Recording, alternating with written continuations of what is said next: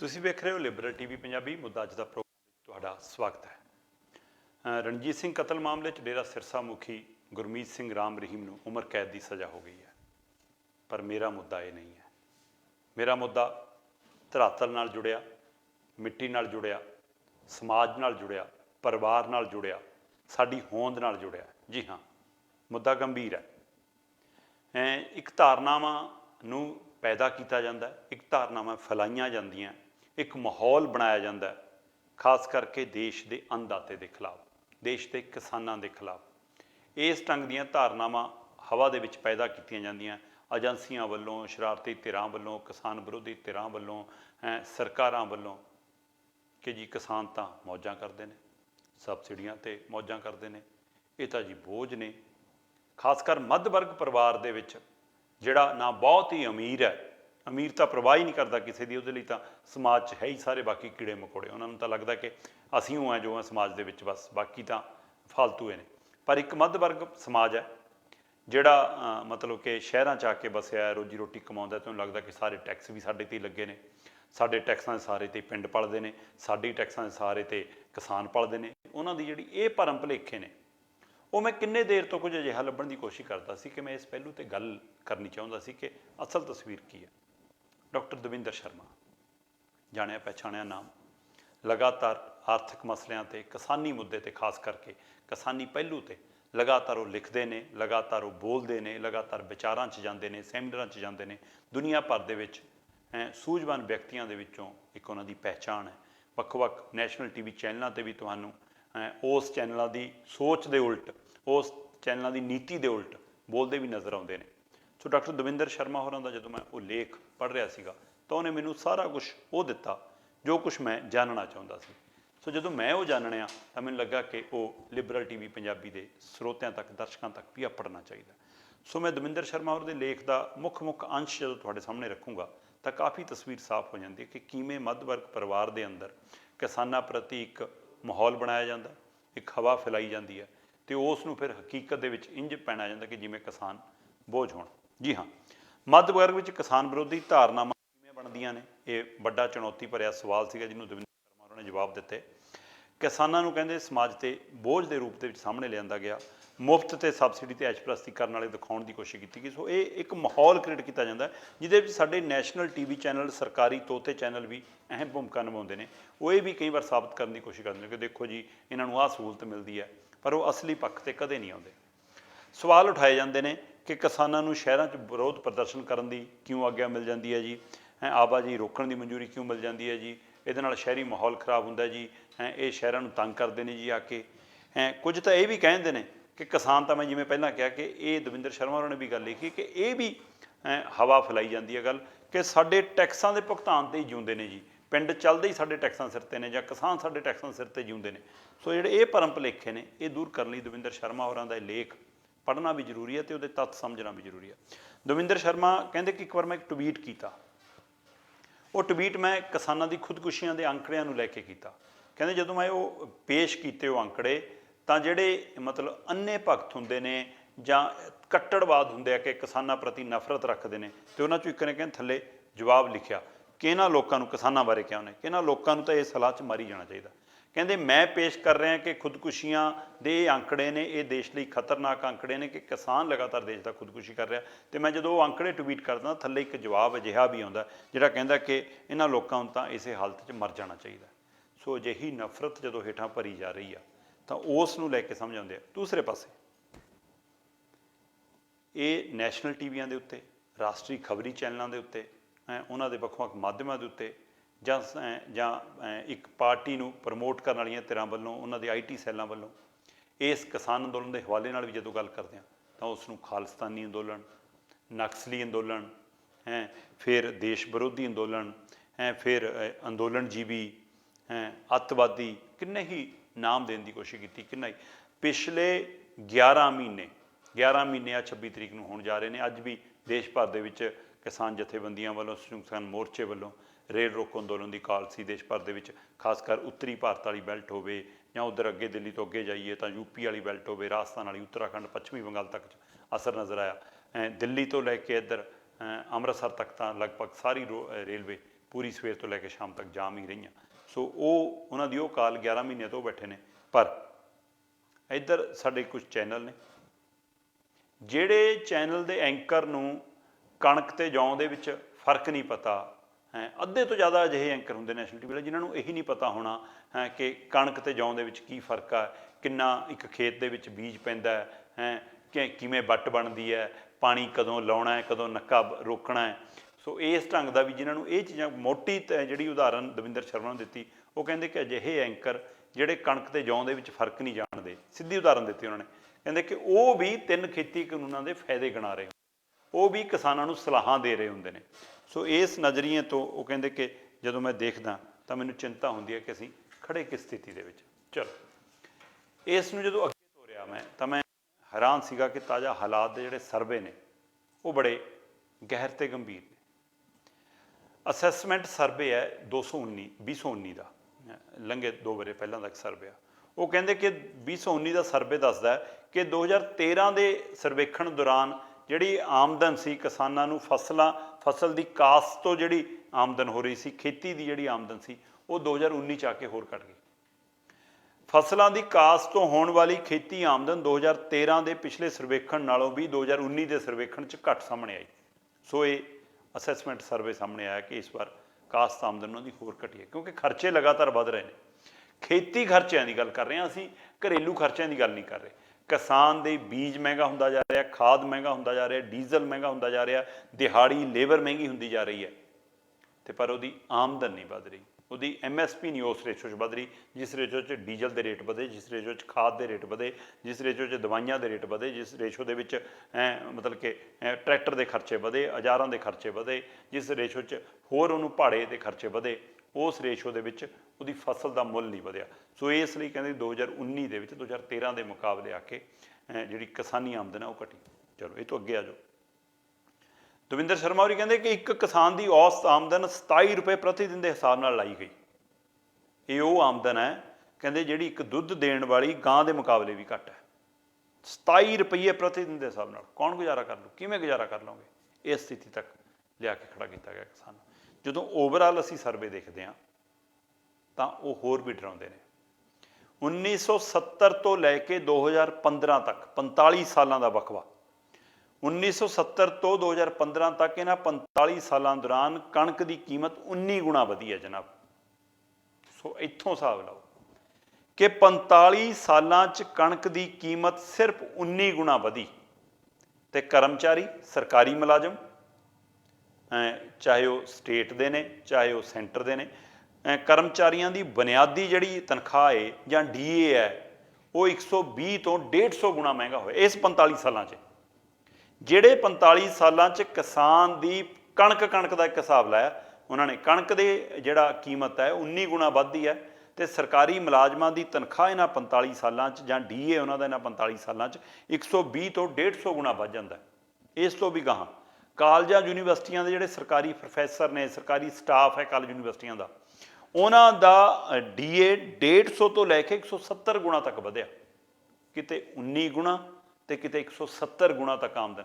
ਤੇ ਇੱਥੋਂ ਹਿਸਾਬ ਲਾ ਲਓ ਫਿਰ ਕਿਵੇਂ ਬਰਾਬਰੀ ਕਰਨਗੇ ਕਿਸਾਨ ਉਹਨਾਂ ਦੇ। ਇਹੀ ਨਹੀਂ, ਇੱਕ ਆਰਥਿਕ ਸਰਵੇਖਣ 2016 ਦੇ ਅਨੁਸਾਰ ਭਾਰਤ ਦੇ 17 ਸੂਬਿਆਂ ਵਿੱਚ ਕਿਸਾਨਾਂ ਦੀ ਔਸਤਨ ਆਮਦਨ ਸਾਲਾਨਾ 20,000 ਰੁਪਏ ਹੈ। ਵਾਹ ਵੀ ਵਾਹ। 17 ਸੂਬੇ ਮਤਲਬ ਅੱਧ ਤੋਂ ਜ਼ਿਆਦਾ ਮੁਲਕ ਆ ਗਿਆ ਇਹਦੇ ਵਿੱਚ, ਅੱਧੇ ਤੋਂ ਜ਼ਿਆਦਾ ਮੁਲਕ ਆ ਗਿਆ 17 ਸੂਬਿਆਂ ਦੇ ਵਿੱਚ। ਆਰਥਿਕ ਸਰਵੇਖਣ ਹੁੰਦਾ ਭਾਰਤ ਦਾ 2016 ਦੇ ਵਿੱਚ। ਉਸ ਸਮੇਂ 17 ਸੂਬਿਆਂ ਦੇ ਉੱਤੇ ਇਸ ਸਰਵੇਖਣ ਦੇ ਅੰਕੜੇ ਸਾਹਮਣੇ ਆਉਂਦੇ ਨੇ ਕਿ 17 ਸੂਬਿਆਂ 'ਚ ਕਿਸਾਨਾਂ ਦੀ ਔਸਤ ਆਮਦਨ 20,000 ਰੁਪਏ ਸਾਲਾਨਾ ਬਣਦੀ ਹੈ। ਸਾਲ ਦਾ 20,000। ਇੰਨਾ ਮੁਲਾਜ਼ਮਾਂ ਨੂੰ ਬੋਨਸ ਮਿਲ ਜਾਂਦਾ ਇੱਕ ਵਾਰ। ਮਤਲਬ 12 ਤਨਖਾਹਾਂ ਤੋਂ ਇਲਾਵਾ 12 DA ਹੋਰ ਸਾਰਾ ਕੁਛ ਹੋਰ ਫੰਡ ਮਿਲਣ ਤੋਂ ਇਲਾਵਾ ਉਹਨਾਂ ਨੂੰ ਇੱਕ ਬੋਨਸ ਮਿਲਦਾ ਸਾਲ ਦੇ ਵਿੱਚ, ਉਹੀ ਉਹਨਾਂ ਦਾ 20,000 ਤੋਂ ਜ਼ਿਆਦਾ ਹੁੰਦਾ। ਤੇ ਇੱਧਰ ਕਿਸਾਨ ਦੀ ਸਾਰੇ ਸਾਲ 'ਚ ਕਮਾਈ 20,000 ਹੈ। ਮਤਲਬ ਕਿਸਾਨ ਪਰਿਵਾਰ 1700 ਰੁਪਏ ਤੋਂ ਵੀ ਘੱਟ ਦੇ ਵਿੱਚ ਹਰ ਮਹੀਨੇ 'ਚ ਗੁਜ਼ਾਰਾ ਕਰਦਾ। ਜੇ ਇੱਕ ਕਿਸਾਨ ਦੀ ਔਸਤ ਆਮਦਨ 20,000 ਰੁਪਈਏ ਆ ਤਾਂ ਉਹਦੀ ਮਹੀਨੇ ਦੀ ਕਮਾਈ, ਮਹੀਨੇ ਦੀ ਆਮਦਨ 1700 ਰੁਪਈਏ ਤੋਂ ਵੀ ਘੱਟ ਬਣਦੀ ਆ। ਤੇ 1700 ਰੁਪਏ 'ਚੋਂ ਮਹੀਨੇ ਦਾ ਗੁਜ਼ਾਰਾ ਕਿਵੇਂ ਕਰੇਗਾ? ਜਵਾਕ ਦੀ ਫੀਸ ਵੀ ਭਰਨੀ ਹੈ, ਉਹਨੇ ਕੱਪੜੇ ਲੀੜੇ ਵੀ ਖਰੀਦਣੇ ਨੇ, ਉਹਨੇ ਰਾਸ਼ਨ ਪੱਤਾ ਵੀ ਲੈਣਾ ਹੈ, ਉਹਨੂੰ ਹੋਰ ਚੀਜ਼ਾਂ ਵੀ ਚਾਹੀਦੀਆਂ, ਉਹਦੀ ਰਿਸ਼ਤੇਦਾਰੀਆਂ ਵੀ ਨੇ, ਉਹਦੀਆਂ ਬਿਮਾਰੀਆਂ ਵੀ ਨੇ, ਉਹਨੂੰ ਸਾਰਾ ਕੁਛ ਹੈ। ਤੇ 1700 ਰੁਪਈਏ ਮਹੀਨੇ ਦੀ ਆਮਦਨ। ਸੋ ਇਸ ਦੇ ਬਾਵਜੂਦ ਸਰਕਾਰਾਂ ਕਹਿੰਦੀਆਂ ਅਸੀਂ MSP ਨਹੀਂ ਦੇ ਸਕਦੇ, ਸਾਨੂੰ 3 ਖੇਤੀ ਕਾਨੂੰਨ ਚਾਹੀਦੇ ਨੇ, ਸਾਨੂੰ ਪਸੰਦ ਨੇ। ਦਵਿੰਦਰ ਸ਼ਰਮਾ ਨੇ ਇੱਕ ਅੰਕੜਾ ਦਿੱਤਾ, ਉਹ ਕਹਿੰਦੇ ਕਿ ਸਰਕਾਰੀ ਅਧਿਕਾਰੀਆਂ ਨੂੰ ਧਵਾਈ ਭੱਤਾ ਮਿਲਦਾ ਇੱਕ। ਕੁਝ ਅਧਿਕਾਰੀ ਜਿਹੜੇ A ਕਲਾਸ ਅਧਿਕਾਰੀ ਹੁੰਦੇ ਨੇ, ਉਹਨਾਂ ਨੂੰ ਕੱਪੜੇ ਧੋਣ ਤੱਕ ਦੇ ਪੈਸੇ ਮਿਲਦੇ ਨੇ। ਧਵਾਈ ਭੱਤਾ ਹੀ ਸਾਲਾਨਾ 20,000 ਰੁਪਏ ਤੋਂ ਜ਼ਿਆਦਾ। ਇੱਧਰ ਅਫਸਰਾਂ ਨੂੰ ਕੱਪੜੇ ਲੀੜੇ ਧੋਣ ਲਈ ਵੀ ਵੱਖਰੇ, ਰਸੋਈਆ ਵੱਖਰਾ, ਡਰਾਈਵਰ ਵੱਖਰਾ, ਤੇ ਜਿਹੜੇ ਤੁਹਾਡੇ ਲਈ ਢਿੱਡ ਭਰਨ ਲਈ ਅਨਾਜ ਪੈਦਾ ਕਰਦੇ ਨੇ ਉਹ ਸਾਲ 'ਚ 20,000 ਕਮਾਉਂਦੇ ਨੇ। ਤੇ ਇੱਧਰ ਇਹ ਅਧਿਕਾਰੀ ਧਵਾਈ ਕੱਪੜੇ, ਧਵਾਈ ਭੱਤੇ ਦੇ ਨਾਂ 'ਤੇ 20,000 ਰੁਪਏ ਸਾਲਾਨਾ ਲੈ ਜਾਂਦੇ ਨੇ। ਇਹੀ ਨਹੀਂ ਜਨਾਬ, 11 ਲੱਖ ਤੋਂ ਵੱਧ ਨੌਨ ਗਜ਼ਟਡ ਅਧਿਕਾਰੀਆਂ ਦੀ ਗੱਲ ਨਹੀਂ ਕੀਤੀ ਉਹਨਾਂ ਨੇ। 11 ਲੱਖ ਤੋਂ ਵੱਧ ਨੌਨ ਗਜ਼ਟਡ ਰੇਲਵੇ ਕਰਮਚਾਰੀਆਂ ਨੂੰ ਇਹ ਕਹਿੰਦੇ ਹਰ ਸਾਲ 17,171 ਰੁਪਈਏ ਦਾ ਬੋਨਸ ਮਿਲਦਾ। ਮੈਂ ਤਾਂ ਹੀ ਕਿਹਾ ਸੀ ਕਿ ਇੱਧਰ ਅਧਿਕਾਰੀਆਂ ਨੂੰ 17,000 ਤੋਂ ਵੱਧ ਬੋਨਸ ਮਿਲ ਜਾਂਦਾ, ਤੇ ਉੱਧਰ ਉਹਨਾਂ ਦੀ ਕਮਾਈ ਵੀ ਸਾਲ ਦੀ 20,000। ਸੋ ਜਿੰਨਾ ਇਹਨਾਂ ਨੂੰ ਬੋਨਸ ਮਿਲਦਾ ਉਨੀ ਉਹਨਾਂ ਦੀ ਸਾਲ ਦੀ ਕਮਾਈ ਵੀ ਨਹੀਂ। 17,171 ਰੁਪਈਏ ਸਾਲਾਨਾ 11 ਲੱਖ ਤੋਂ ਵੱਧ ਨੌਨ ਜਿਹੜੇ ਗਜ਼ਟਡ ਅਧਿਕਾਰੀ ਨੇ ਉਹਨਾਂ ਨੂੰ ਹੈ, ਜੋ ਲਗਭਗ ਦੇਸ਼ ਦੇ ਕਿਸਾਨਾਂ ਦੀ ਸਾਲਾਨਾ ਕਮਾਈ ਦੇ ਬਰਾਬਰ ਆ। ਇਸ ਸਥਿਤੀ 'ਚ ਖੜੇ ਨੇ ਕਿਸਾਨ। ਤੇ ਇੱਧਰ ਭੰਡੀ ਪ੍ਰਚਾਰ ਹੁੰਦਾ ਕਿ ਕਿਸਾਨ ਤਾਂ ਮੌਜਾਂ ਕਰਦੇ ਆ ਜੀ, ਜ਼ਮੀਨਾਂ ਦੇ ਮਾਲਕ ਹੈ ਜੀ, ਸਬਸਿਡੀਆਂ ਲੈਂਦੇ ਆ। ਲਓ, ਸਬਸਿਡੀਆਂ ਵਾਲਾ ਵੀ ਸੁਣ ਲਿਓ, ਉਹ ਵੀ ਦਵਿੰਦਰ ਸ਼ਰਮਾ ਉਹਨਾਂ ਨੇ ਕਲੀਅਰ ਕੀਤਾ। ਕਿ ਇੱਕ ਧਾਰਨਾ ਹੋਰ ਬਣਾਈ ਗਈ ਕਿ ਕਿਸਾਨ ਕਿਹੜਾ ਟੈਕਸ ਦਿੰਦੇ ਆ, ਕਿਸਾਨਾਂ ਨੂੰ ਤਾਂ ਟੈਕਸ ਮਾਫ ਹੈ। ਕਿਸ ਚੀਜ਼ 'ਤੇ ਟੈਕਸ ਮਾਫ ਹੈ? ਆਮਦਨ 'ਤੇ। ਜਿਹਦੀ ਆਮਦਨ ਸਾਲ ਦੀ 20,000 ਹੈ ਉਹ ਟੈਕਸ ਕਿੱਥੋਂ ਦੇਵੇਗਾ? ਕੀ ਦੇਣ ਦੀ ਸਥਿਤੀ ਹੈ? ਤੁਸੀਂ ਮਹੀਨੇ ਦੀਆਂ ਤਨਖਾਹਾਂ 1.5 2 ਲੱਖ ਲਾਓ ਤੇ ਉਹ ਤੋਂ ਬਾਅਦ ਟੈਕਸ ਦਿੰਦੇ ਹੋ, ਤਾਂ ਇਹਦਾ ਮਤਲਬ ਇਹ ਨਹੀਂ ਕਿ ਤੁਹਾਡੇ ਟੈਕਸ ਨਾਲ ਪਿੰਡਾਂ ਦਾ ਗੁਜ਼ਾਰਾ ਚੱਲਦਾ। ਕਿਸਾਨ ਜਿਹੜਾ ਕਮਾਉਂਦਾ ਹੀ ਸਾਲ ਦੇ ਵਿੱਚ 20,000 ਹੈ। ਬੜੇ ਜ਼ਿਮੀਂਦਾਰ ਹੈਗੇ, ਲੈਂਡਲੋਰਡ ਹੈਗੇ, ਜਿਨ੍ਹਾਂ ਕੋਲ ਏਕੜਾਂ ਦੇ ਹਿਸਾਬ ਨਾਲ ਜ਼ਮੀਨਾਂ ਨੇ, ਜਿਹੜੇ ਵਪਾਰ ਦੇ ਵਿੱਚ ਚਲੇ ਗਏ ਨੇ। ਪਰ ਅਸਲ ਦੇ ਵਿੱਚ ਦੇਸ਼ ਦਾ 90% ਤੋਂ ਜ਼ਿਆਦਾ ਕਿਸਾਨ ਉਹ ਹੈ ਜਿਹੜਾ ਛੋਟਾ ਕਿਸਾਨ ਹੈ, ਜਿਹਦੇ ਕੋਲ 1 ਏਕੜ ਤੋਂ ਵੀ ਘੱਟ ਜ਼ਮੀਨ ਹੈ, 5 ਏਕੜ ਤੋਂ ਵੀ ਘੱਟ ਜ਼ਮੀਨ ਹੈ, ਜਾਂ 10 ਏਕੜ ਤੋਂ ਘੱਟ ਵਾਲਾ ਜ਼ਮੀਨ ਨੂੰ ਵੀ ਕਿਸ ਰੇਸ਼ੋ 'ਚ ਰੱਖੋਗੇ? ਸੋ 90% ਕਿਸਾਨ ਦੇਸ਼ 'ਤੇ 5 ਏਕੜ ਤੋਂ ਥੱਲੇ ਵਾਲੇ ਖੜੇ ਨੇ। ਸੋ ਉਸ ਦੇ ਵਿੱਚ ਇੱਕ ਧਾਰਨਾ ਬਣਾਈ ਗਈ ਕਿ ਕਿਸਾਨ ਟੈਕਸ ਨਹੀਂ ਅਦਾ ਕਰਦੇ। ਦਵਿੰਦਰ ਸ਼ਰਮਾ ਕਹਿੰਦੇ ਹਕੀਕਤ ਘੱਟ ਆਮਦਨ ਦੇ ਬਾਵਜੂਦ ਕਿਸਾਨ ਜੋ ਕੁਝ ਵੀ ਬਾਜ਼ਾਰੋਂ ਖਰੀਦਦਾ ਉਸ ਨੂੰ ਉਸ 'ਤੇ ਟੈਕਸ ਦੇਣਾ ਪੈਂਦਾ। ਕਹਿੰਦੇ ਮਾਹੌਲ ਇਹ ਬਣਾਇਆ ਗਿਆ ਕਿ ਕਿਸਾਨ ਕਿਹੜਾ ਟੈਕਸ ਭਰਦੇ ਨੇ। ਜਨਾਬ, ਬਾਜ਼ਾਰ ਤੋਂ ਜਿਹੜੀ ਵੀ ਚੀਜ਼ ਖਰੀਦਣ ਜਾਂਦੇ ਨੇ, ਕੱਪੜਾ ਲੀੜਾ ਲੈਣਾ, ਜੁੱਤੀਆਂ ਲੈਣੀਆਂ, ਚੱਪਲਾਂ ਲੈਣੀਆਂ, ਬੈਗ ਲੈਣਾ, ਝੋਲਾ ਲੈਣਾ, ਟੈਚੀ ਲੈਣਾ, ਜਵਾਕਾਂ ਦਾ ਕੋਈ ਸਮਾਨ ਲੈਣਾ, ਉਹ ਸਾਰਾ ਕੁਛ ਟੈਕਸ ਤੋਂ ਮੁਕਤ ਹੁੰਦਾ। ਦਵਿੰਦਰ ਸ਼ਰਮਾ ਨੇ ਇੱਕ ਉਦਾਹਰਨ ਦਿੱਤੀ। ਕਹਿੰਦੇ ਕਿ ਉਦਾਹਰਨ ਵਜੋਂ ਇੱਕ ਖੇਤ ਮਜ਼ਦੂਰ 30 ਰੁਪਈਏ ਚੱਪਲਾਂ ਦੀ ਜੋੜੀ ਲੈਂਦਾ, ਉਹਦੇ ਪਰ ਵੀ ਉਹ GST ਦਿੰਦਾ, ਤੇ ਤੁਸੀਂ ਕਹਿੰਦੇ ਹੋ ਟੈਕਸ ਨਹੀਂ ਭਰਨਾ ਪੈਂਦਾ। ਆਹ ਹਕੀਕਤ ਹੈ। ਕਿਸਾਨਾਂ ਨੂੰ ਕੋਈ ਮਹਿੰਗਾਈ ਭੱਤਾ ਤਾਂ ਨਹੀਂ ਨਾ ਮਿਲਦਾ, ਕਿਸਾਨਾਂ ਨੂੰ ਤਾਂ MSP ਵੀ ਨਹੀਂ ਮਿਲਦੀ। ਸੋ ਤੁਹਾਨੂੰ ਹਰ ਸਾਲ ਜਿਹੜੀ ਮਹਿੰਗਾਈ ਮਿਲਦੀ ਹੈ ਉਹਦੇ ਨਾਲ ਜਦੇ ਪੇ ਕਮਿਸ਼ਨ ਸਰਕਾਰਾਂ ਵੀ ਦਿੰਦੀਆਂ। ਸਰਕਾਰਾਂ ਨੂੰ ਵੀ ਪਤਾ ਕਿ ਹਾਂ ਅਸੀਂ ਇਸ ਹਿਸਾਬ ਨਾਲ ਚਲਾਉਣਾ। ਜਿਹੜੇ ਮਿੱਟੀ ਨਾਲ ਮਿੱਟੀ ਹੁੰਦੇ ਨੇ ਉਹਨਾਂ ਨੂੰ ਪੁੱਛੋ ਹੀ ਨਾ, ਜੇ ਪੁੱਛਣਾ ਹੁੰਦਾ ਤਾਂ 11 ਮਹੀਨੇ ਤੋਂ ਦਿੱਲੀ ਬੈਠੇ ਨੇ, ਹੁਣ ਤੱਕ ਮਾਮਲਾ ਨਿਬੇੜਿਆ ਹੁੰਦਾ ਸਰਕਾਰ ਨੇ। ਸੋ ਕਿਸਾਨਾਂ ਨੂੰ ਕੋਈ ਮਹਿੰਗਾਈ ਭੱਤਾ ਨਹੀਂ ਮਿਲਦਾ, ਕੋਈ TADA ਨਹੀਂ ਮਿਲਦਾ, ਉਹਦੇ ਬਾਵਜੂਦ ਉਹ ਕੋਈ ਵੀ ਚੀਜ਼ ਬਾਜ਼ਾਰੋਂ ਖਰੀਦਦੇ ਨੇ ਉਹਦੇ ਪਰ ਉਹਨਾਂ ਨੂੰ ਟੈਕਸ ਜ਼ਰੂਰ ਦੇਣਾ ਪੈਂਦਾ। ਉਹ ਟੈਕਸ ਪੇ ਕਰਕੇ ਚੀਜ਼ ਲਿਆਉਂਦੇ ਨੇ। ਹਾਂ, MSP ਸਰਕਾਰ ਨਹੀਂ ਦੇ ਰਹੀ। MSP ਦੀ ਮੰਗ ਲਗਾਤਾਰ ਹੈ। ਜਿੱਥੇ ਕਿਤੇ ਮਿਲਦਾ ਵੀ ਹੈ 2-3 ਫਸਲਾਂ 'ਤੇ, 23 ਫਸਲਾਂ ਦੇ ਵਿੱਚੋਂ 2-3 ਫਸਲਾਂ ਨੇ ਜਿਹੜੀਆਂ MSP 'ਤੇ ਚੱਕੀਆਂ ਜਾਂਦੀਆਂ, ਪਰ ਉਹ ਪਤਾ ਹੋਣਾ ਚਾਹੀਦਾ ਕਿ ਉਹਨਾਂ ਦੇ ਰੂਪ ਦੇ ਵਿੱਚ ਵੀ ਜੋ ਮਿਲਦਾ ਉਤਪਾਦਨ ਲਾਗਤ ਤੋਂ ਥੱਲੇ ਹੈ। ਜਿਹੜੀ ਆਪਾਂ ਗੱਲ ਕਰਕੇ ਹਟੇ ਹਾਂ ਪਹਿਲਾਂ ਹੀ ਕਿ ਖਰਚੇ ਵੱਧ ਰਹੇ ਨੇ, ਲਾਗਤ ਘਟ ਰਹੀ ਹੈ। ਸੋ ਇਸ ਲਈ ਜਿਹੜੀਆਂ ਫਸਲਾਂ 'ਤੇ MSP ਮਿਲਦੀ ਹੈ ਉਸ ਹਿਸਾਬ ਨਾਲ ਵੀ ਇਹ ਸਵਾਮੀਨਾਥਨ ਰਿਪੋਰਟ ਦੇ ਹਿਸਾਬ ਨਾਲ ਲਾਓ ਤਾਂ ਬਹੁਤ ਪਿੱਛੇ ਆ। ਇੱਕ ਪਾਸੇ 19 ਗੁਣਾ ਕਣਕ ਦਾ ਭਾਅ ਵੱਧ ਰਿਹਾ, ਦੂਏ ਪਾਸੇ 150 ਤੋਂ 170 ਗੁਣਾ ਆਮਦਨ ਵੱਧ ਰਹੀ ਹੈ। ਸੋ ਕਿਵੇਂ ਉਹ ਪਾੜਾ ਹੋਏਗਾ? ਉਸੇ ਹਿਸਾਬ ਨਾਲ ਤੁਸੀਂ ਚੀਜ਼ਾਂ ਦੇ ਭਾਅ ਵਧਾਉਂਦੇ ਹੋ, ਪਰ ਕਿਸਾਨ ਦੀ ਆਮਦਨ ਉਸ ਹਿਸਾਬ ਨਾਲ ਨਹੀਂ ਵਧੀ। ਸੋ ਜਿੱਥੇ ਮਿਲਦਾ ਉੱਥੇ ਉਤਪਾਦਨ ਦੀ ਲਾਗਤ ਪੂਰੀ ਤਰ੍ਹਾਂ ਨਹੀਂ ਮਿਲਦੀ। ਖੇਤੀ ਕਰਜ਼ਾ, ਮੈਂ ਤਾਂ ਹੀ ਗੱਲ ਕਰਨ ਲੱਗਾ ਜਿਹੜੀ ਆਪਾਂ ਗੱਲ ਕਰ ਰਹੇ ਸੀ ਕਿ ਕਹਿੰਦੇ ਸਬਸਿਡੀਆਂ ਮੌਜਾਂ ਲੈਂਦੇ ਆ। ਲਓ ਫਿਰ ਮੌਜਾਂ ਦਾ ਹਿਸਾਬ ਲਾ ਲਿਓ ਹੁਣ ਇਹ ਵੀ। ਖੇਤੀ ਕਰਜ਼ਾ, ਕਿਸਾਨੀ ਕਰਜ਼ਾ ਜਦੋਂ ਵੀ ਸਰਕਾਰਾਂ ਮਾਫ ਕਰਦੀਆਂ ਨੇ ਨਾ ਤਾਂ ਬੋਰਡ ਲਾਉਂਦੀਆਂ ਨੇ, ਪੋਸਟਰ ਲਾਉਂਦੀਆਂ ਨੇ, ਫੋਟੋਆਂ ਖਿਚਾਉਂਦੀਆਂ ਨੇ, ਅਖਬਾਰਾਂ 'ਚ ਇਸ਼ਤਿਹਾਰ ਦਿੰਦੀਆਂ ਨੇ, ਚੈਨਲਾਂ 'ਤੇ ਇਸ਼ਤਿਹਾਰ ਚਲਾਉਂਦੀਆਂ ਨੇ, ਪ੍ਰੋਗਰਾਮ ਚੱਲਦੇ ਨੇ।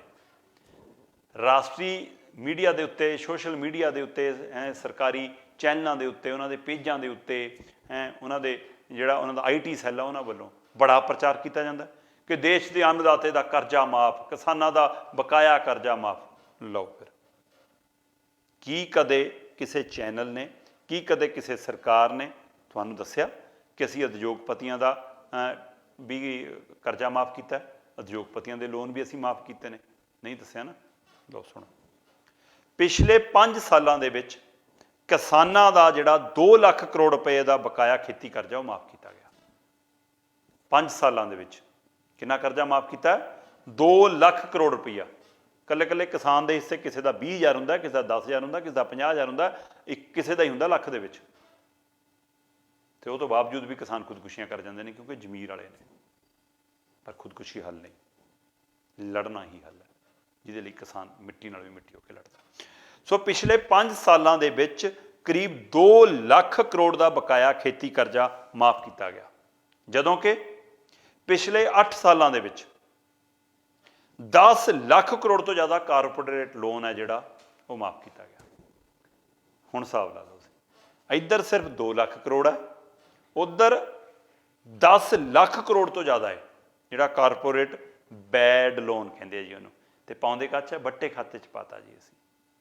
ਕਮਾਲ ਆ। ਇੱਧਰ ਕਹਿੰਦੇ ਜੀ ਕਰਜ਼ਾ ਮਾਫ ਕੀਤਾ, ਆਸਾਨ ਜਤਾਉਂਦੇ ਨੇ, ਤੇ ਉੱਧਰ ਕਹਿੰਦੇ ਬੈਡ ਲੋਨ ਹੈ, ਬੱਟੇ ਖਾਤੇ 'ਚ ਪਾਤਾ। ਕਮਾਲ ਹੈ ਜਨਾਬ। ਇਹਦੇ ਉੱਤੇ TV ਸ਼ੋਅ ਕਿਉਂ ਨਹੀਂ ਹੁੰਦੇ? ਇਹਦੇ ਪਰ ਕਦੇ ਪੋਸਟਰ ਲਾ ਕੇ ਕਿਉਂ ਨਹੀਂ ਦੱਸਦੇ? ਇਹਦੇ ਕਦੇ ਇਸ਼ਤਿਹਾਰ ਕਿਉਂ ਨਹੀਂ ਜਾਰੀ ਕਰਦੇ ਕਿ ਅਸੀਂ ਕਾਰਪੋਰੇਟ ਘਰਾਣਿਆਂ ਨੂੰ ਇੰਨੀਆਂ ਮੌਜਾਂ ਕਰਾਉਂਦੇ ਹਾਂ? ਹਾਂ, ਇਹ ਜਿਹੜਾ ਬੈਡ ਲੋਨ ਜਿਹਨੂੰ ਬੱਟੇ ਖਾਤੇ 'ਚ ਪਾਉਂਦੇ ਨੇ, ਡੈਡ ਖਾਤੇ 'ਚ ਪਾਉਂਦੇ ਨੇ ਕਿ ਮਰ ਗਿਆ ਹੁਣ ਮੁੜਨਾ ਨਹੀਂ, ਉਹਨੂੰ ਮੀਡੀਆ 'ਚ ਨਹੀਂ ਲਿਆਉਂਦੇ, ਉਹਨੂੰ ਜਨਤਕ ਨਹੀਂ ਕਰਦੇ, ਉਹਨੂੰ ਦੱਸਦੇ ਨਹੀਂ, ਪ੍ਰਚਾਰਦੇ ਨਹੀਂ। ਪਰ ਦਾਅਵਾ ਦੇਖੋ, ਇੱਕ CEO ਨੇ ਤਾਂ ਇੱਥੋਂ ਤੱਕ ਆਖ ਦਿੱਤਾ ਸੀ, ਕਹਿੰਦਾ ਕਿ ਕਾਰਪੋਰੇਟ ਬੈਡ ਲੋਨ ਨੂੰ ਬੱਟੇ ਖਾਤੇ 'ਚ ਪਾਉਣ ਨਾਲ ਦੇਸ਼ ਦਾ ਵਿਕਾਸ ਹੁੰਦਾ, ਇਹਦੇ ਨਾਲ ਵੀ ਆਰਥਿਕ ਵਿਕਾਸ ਹੁੰਦਾ। ਵਾਹ ਬਈ ਵਾਹ ਭਗਤੋ, ਹੱਦ ਹੈ। ਗਲਤ ਸੂਚਨਾਵਾਂ, ਗਲਤ ਤੱਥ, ਰਾਜਨੀਤਿਕ ਚਾਲਾਂ, ਕੂੜ ਪ੍ਰਚਾਰ ਤੇ ਤੋਤਾ ਮੀਡੀਆ, ਇਹਨਾਂ ਵੱਲੋਂ ਕੀਤਾ ਜਾਂਦਾ ਭੰਡੀ ਪ੍ਰਚਾਰ। ਇਹ ਸਾਰਾ ਕੁਛ ਹੈ ਜਿਹੜਾ ਕਿਸਾਨਾਂ ਖਿਲਾਫ ਨਫ਼ਰਤ ਫੈਲਾਉਂਦਾ, ਮਿੱਟੀ ਦੇ ਪੁੱਤਾਂ ਖਿਲਾਫ ਮਾਹੌਲ ਵਿਗਾੜਦਾ, ਮਿਡਲ ਕਲਾਸ ਦੇ ਵਿੱਚ ਗਲਤ ਧਾਰਨਾਵਾਂ ਪੈਦਾ ਕਰਦਾ। ਸੋ ਇਸੇ ਲਈ ਇਹ ਧਾਰਨਾਵਾਂ ਤੋੜਨ ਦੇ ਲਈ ਅਸੀਂ ਤੁਹਾਡੇ ਤੱਕ ਇਹ ਤੱਥ ਲੈ ਕੇ ਪਹੁੰਚੇ ਹਾਂ ਕਿ ਕਿਸਾਨ ਸਬਸਿਡੀ ਲੈਣ ਵਾਲਾ ਨਹੀਂ। ਕਿਸਾਨ ਤਾਂ ਸਬਸਿਡੀ ਦੇ ਰੂਪ ਦੇ ਵਿੱਚ ਦੇਸ਼ ਨੂੰ ਸਸਤਾ ਅਨਾਜ ਦੇ ਰਿਹਾ। ਸੋ ਕੌਣ ਲੈ ਰਿਹਾ ਸਬਸਿਡੀ? ਤੁਸੀਂ ਫਿਲਮ ਦੀ ਟਿਕਟ ਤਾਂ 500 ਰੁਪਏ 'ਚ ਖਰੀਦ ਸਕਦੇ ਹੋ, ਪੀਜ਼ਾ ਤਾਂ ਤੁਸੀਂ 600 ਰੁਪਏ ਵਾਲਾ ਖਾ ਸਕਦੇ ਹੋ, ਗੱਡੀ 'ਚ ਤਾਂ ਤੁਸੀਂ, ਜਹਾਜ਼ 'ਚ ਤਾਂ ਤੁਸੀਂ ਸਫ਼ਰ ਕਰ ਸਕਦੇ ਹੋ, ਰੇਲਵੇ ਤਾਂ A ਕਲਾਸ ਜਾ ਸਕਦੇ ਹੋ। ਪਰ ਕਣਕ ਦਾ ਭਾਅ ਕਿਲੋ 1 ਰੁਪਏ ਕਿਲੋ, 2 ਰੁਪਏ ਕਿਲੋ ਵੀ ਮਹਿੰਗਾ ਹੋ ਜਾਵੇ ਤਾਂ ਹਾਏ ਤੋਬਾ। ਪਿਆਜ਼ 2 ਰੁਪਏ ਕਿਲੋ ਵੱਧ ਜਾਣ ਤਾਂ ਹਾਏ ਤੋਬਾ। ਜਦੋਂ ਕਿ ਉਹ ਵੀ ਕਿਸਾਨਾਂ ਨੂੰ ਨਹੀਂ ਮਿਲਦਾ ਮੁੱਲ, ਉਹਦੇ ਵਿੱਚ ਵੀ ਵਪਾਰੀ ਕਮਾ ਰਹੇ ਹੁੰਦੇ ਨੇ, ਕਿਸਾਨ ਤੋਂ ਉੱਥੋਂ ਵੀ ਸਸਤਾ ਚੱਕਿਆ ਜਾਂਦਾ। ਸੋ ਇਸ ਲਈ ਗਲਤ ਸੂਚਨਾਵਾਂ, ਗਲਤ ਤੱਥ ਤੇ ਰਾਜਨੀਤਿਕ ਚਾਲਾਂ, ਕੂੜ ਪ੍ਰਚਾਰ ਤੇ ਤੋਤਾ ਮੀਡੀਆ ਵੱਲੋਂ ਭੰਡੀ ਪ੍ਰਚਾਰ ਦੇ ਸਦਕਾ ਕਿਸਾਨਾਂ ਖਿਲਾਫ ਜਿਹੜੀ ਨਫ਼ਰਤ ਫੈਲਾਈ ਜਾ ਰਹੀ ਹੈ, ਉਹ ਤੋਂ ਸੁਚੇਤ ਰਹਿਣ ਦੀ ਲੋੜ ਆ। ਕਿਸਾਨ ਸਬਸਿਡੀ ਲੈਂਦਾ ਨਹੀਂ, ਬਲਕਿ ਪੂਰੇ ਦੇਸ਼ ਨੂੰ ਸਬਸਿਡੀ ਦੇ ਰੂਪ ਦੇ ਵਿੱਚ ਸਸਤਾ ਅਨਾਜ ਮੁਹੱਈਆ ਕਰਵਾਉਣ ਵਾਲਾ ਹੈ। ਉਹ ਕਿਸਾਨ ਬੋਝ ਨਹੀਂ ਹੈ, ਬਲਕਿ ਤੁਹਾਡਾ ਬੋਝ ਆਪਣੇ ਮੋਢਿਆਂ 'ਤੇ ਢੋਂਦਾ ਹੈ, ਸਮਾਜ ਦਾ ਬੋਝ ਆਪਣੇ ਮੋਢਿਆਂ 'ਤੇ ਢੋਂਦਾ ਹੈ। ਮੱਧ ਵਰਗ ਨੂੰ ਕੂੜ ਪ੍ਰਚਾਰ ਤੋਂ ਬਚਣਾ ਹੋਵੇਗਾ ਤੇ ਕਿਸਾਨ ਵਿਰੋਧੀ ਧਾਰਨਾਵਾਂ ਨੂੰ ਬਦਲਣਾ ਪਵੇਗਾ। ਇਹ ਬਹੁਤ ਜ਼ਰੂਰੀ ਹੈ। ਪਰ ਇੱਕ ਪਾਸੇ ਇਹ ਰਿਪੋਰਟ ਸੀ ਜਿਹੜੀ ਦਵਿੰਦਰ ਸ਼ਰਮਾ ਹੋਰਾਂ ਦੇ ਹਵਾਲੇ ਨਾਲ ਆਪਾਂ ਸਾਂਝੀ ਕੀਤੀ ਕਿ ਇੱਥੇ ਵੀ ਮੀਡੀਆ ਕਿਵੇਂ ਕੂੜ ਪ੍ਰਚਾਰ ਕਰਦਾ ਹੈ, ਕਿਵੇਂ ਕਿਸਾਨਾਂ ਦੇ ਕਰਜ਼ੇ ਮਾਫ ਨੂੰ ਖੂਬ ਬੜੇ ਪ੍ਰੋਗਰਾਮ ਕਰਕੇ ਦਿਖਾਉਂਦਾ ਹੈ, ਤੇ ਇੱਧਰ ਦੂਏ ਪਾਸੇ ਇਸ ਮਸਲਿਆਂ ਤੇ ਲੋਕ ਮੁੱਦਿਆਂ ਤੇ ਕਦੇ ਪ੍ਰੋਗਰਾਮ ਨਹੀਂ। ਕੁਝ ਅਜਿਹੇ ਹੀ ਅੰਕੜੇ ਪ੍ਰੋਫੈਸਰ ਕੁਲਬੀਰ ਸਿੰਘ ਹੋਰਾਂ ਨੇ ਵੀ ਸਾਹਮਣੇ ਲਿਆਂਦੇ। ਸੋ ਮੈਂ ਉਹ ਅੰਕੜੇ ਵੀ ਤੁਹਾਡੇ ਸਾਹਮਣੇ ਰੱਖ ਦਿੰਦਾ। ਇੱਕ ਪਾਸੇ ਦੇਸ਼ ਦੇ ਮਸਲੇ ਨੇ, ਇੱਕ ਪਾਸੇ ਸਮਾਜ ਦੇ ਮਸਲੇ ਨੇ, ਇੱਕ ਪਾਸੇ ਪਰਿਵਾਰਕ ਮਸਲੇ ਨੇ, ਇੱਕ ਪਾਸੇ ਦੇਸ਼ ਦੀ ਸਮੁੱਚੀ ਜਨਤਾ ਹੈ, ਤੇ ਦੂਏ ਪਾਸੇ ਸਰਕਾਰਾਂ, ਤੇ ਜਾਂ ਤੁਸੀਂ ਇਹ ਕਹਿ ਲਓ ਕਿ ਖਬਰੀ ਚੈਨਲਾਂ ਦੇ ਲਈ ਮੁੰਬਈ ਦਾ ਬਾਲੀਵੁੱਡ। ਜੀ ਹਾਂ, ਕਿਸਾਨ ਜਾਂ ਆਰੀਅਨ, ਇਹ ਆਪਣੇ ਆਪ 'ਚ ਕਮਾਲ ਦਾ ਮੁੱਦਾ ਹੈ। ਇੱਕ ਪਾਸੇ ਲਖੀਮਪੁਰ ਵਾਲੀ ਘਟਨਾ ਘਟ ਰਹੀ ਸੀ, ਤੇ ਦੂਏ ਪਾਸੇ ਆਰੀਅਨ ਵਾਲਾ ਮਾਮਲਾ ਸਾਹਮਣੇ ਆਉਂਦਾ ਕਿ ਸ਼ਾਹਰੁਖ ਖਾਨ ਦਾ ਮੁੰਡਾ ਜੀ ਇੱਕ ਪਾਰਟੀ 'ਚ ਗਿਆ ਜੀ, ਫੜ ਲਿਆ ਜੀ, ਅੱਜ ਜ਼ਮਾਨਤ ਹੋ ਜਾਣੀ ਜੀ ਕੱਲ੍ਹ। ਕਿੰਨੀਆਂ ਕੁ ਲਖੀਮਪੁਰ ਦੀਆਂ ਖਬਰਾਂ ਚੱਲੀਆਂ ਨੈਸ਼ਨਲ ਟੀਵੀ 'ਤੇ, ਕਿੰਨਾ ਕੁ ਰਾਸ਼ਟਰੀ ਖਬਰਾਂ ਨੇ ਉਸ ਨੂੰ ਦਿਖਾਇਆ। ਜੇ ਦਿਖਾਇਆ ਤਾਂ ਕੁਝ ਇਸ ਢੰਗ ਨਾਲ ਕਿ ਡੰਡੇ ਮਾਰੇ ਜੀ, ਪੱਥਰ ਮਾਰੇ ਜੀ, ਪੱਥਰਬਾਜੀ ਹੋਈ ਜੀ, ਤਾਂ ਬੈਲੈਂਸ ਵਿਗੜਿਆ। ਉਹ ਤਾਂ ਜੀਪ ਵਾਲੀ ਘਟਨਾ ਸਾਹਮਣੇ ਆ ਗਈ, ਉਹ ਤਾਂ ਜੀਪ ਵਾਲੀ ਵੀਡੀਓ ਸਾਹਮਣੇ ਆ ਗਈ, ਫਿਰ ਬੋਲਣ ਜੋਗੇ ਨਹੀਂ ਰਹੇ। ਪਰ ਕਿੰਨਾ ਕੁ ਦਿਖਾਇਆ ਉਹਨਾਂ ਨੇ ਕਿਸਾਨੀ ਪਹਿਲੂ। ਹਾਂ, ਅਖਬਾਰਾਂ ਵਿੱਚ ਆਰੀਅਨ ਖਾਨ ਦੀ ਖਬਰ ਚਾਹੇ ਨਾ ਮਿਲੇ, ਪ੍ਰੋਫੈਸਰ ਕੁਲਬੀਰ ਸਿੰਘ ਕਹਿੰਦੇ ਉਹਦੀਆਂ ਖਬਰਾਂ ਤਾਂ ਨਹੀਂ ਲੱਭਦੀਆਂ।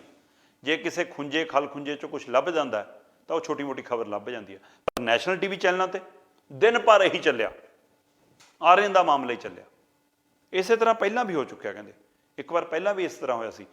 ਲੋਕ ਮੁੱਦਿਆਂ ਨੂੰ ਪਰੇ ਰੱਖ ਕੇ ਸੁਸ਼ਾਂਤ ਨੂੰ ਹੀ ਦਿਖਾਈ ਜਾਂਦੇ ਸੀ ਸਾਰੇ ਚੈਨਲ। ਸੁਸ਼ਾਂਤ ਦਾ ਮਾਮਲਾ, ਲੋਕ ਮੁੱਦੇ ਕਿਉਂ ਨਹੀਂ ਦਿਖਾਉਂਦੇ?